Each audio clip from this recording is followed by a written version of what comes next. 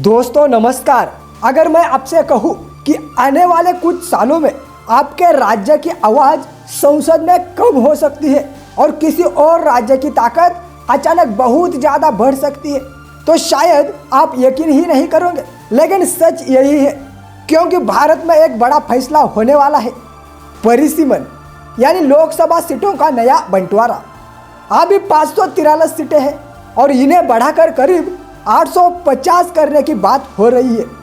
सुनने में तो ये अच्छा लगता है, ज़्यादा सीटें मतलब ज़्यादा प्रतिनिधित्व, लेकिन असली खेल यही से शुरू होता है। क्योंकि ये सीटें बराबर नहीं बटेंगी, बल्कि जनसंख्या के आधार पर बंटेंगी। जिसकी आबादी ज़्यादा उसकी सीटें ज़्यादा। अब यही से विवाद शुरू होता है, क्योंकि पिछले 50 साल में दक्षिण भारत के राज्यों जैसे तमिलनाडु, केरल, कर्नाटक और आंध्र प्रदेश ने जनसंख्या को कंट्रोल किया, छोटे परिवार अपनाए, शिक्षा और हेल्थ पर ध्यान दिया, जिससे उनकी आबादी स्थिर रही। वही उत्तर भारत के राज्य जैसे कि उत्तर प्रदेश, बिहार और मध्य प्रदेश में आबादी तेजी से बढ़ी। अब जब सीटें बढ़ेंगी तो ज़्यादा आबादी वाले राज्यों को ज़्यादा सीटें मिलेंगी, यानी कि उत्तर भारत की ताकत तेजी से बढ़ेगी, जबकि दक्षिण भारत की सीटें संख्या में थोड़ी बढ़ने के बावजूद उसका कुल हिस्सा कम हो जाएगा। मतलब उनकी राजनीतिक ताकत घट जाएगी। और उदाहरण के तौर पर आज दक्षिण का हिस्सा लगभग 24% है, जो घटकर करीब 21% हो सकता है। वही उत्तर प्रदेश की सीटें 80 से बढ़कर 120-140 तक जा सकती है, यानी कि एक राज्य अकेला ही पूरे दक्षिण के बराबर ताकत हासिल कर सकता है। और इसी वजह से दक्षिण के राज्यों में गुस्सा है। उनका कहना है कि हमने जनसंख्या कंट्रोल किया, देश के लिए सही काम किया और अब हमको ही सजा मिल रही है। तो यह विवाद नया नहीं है। 1976 में भी ऐसा डर था।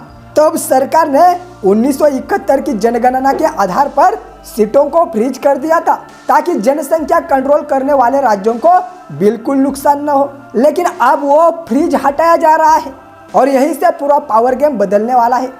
दक्षिण के नेता खुलकर विरोध कर रहे हैं, चेतावनी भी दे रहे हैं कि अगर संतुलन बिगड़ा तो आंदोलन होगा, जबकि सरकार ये कह रही है कि ये फैसला संतुलित है, सबको फायदा होगा और महिला आरक्षण लागू करने के लिए सीटें बढ़ाना जरूरी है। लेकिन असली सवाल अभी भी वही है, क्या सच में सबको बराबर फायदा मिलेगा या उत्तर भारत की बहुत ताकत ज़्यादा बढ़ जाएगी और दक्षिण की आवाज़ कमज़ोर हो जाएगी? क्योंकि लोकतंत्र सिर्फ सीटों की संख्या नहीं, बल्कि पावर का संतुलन है।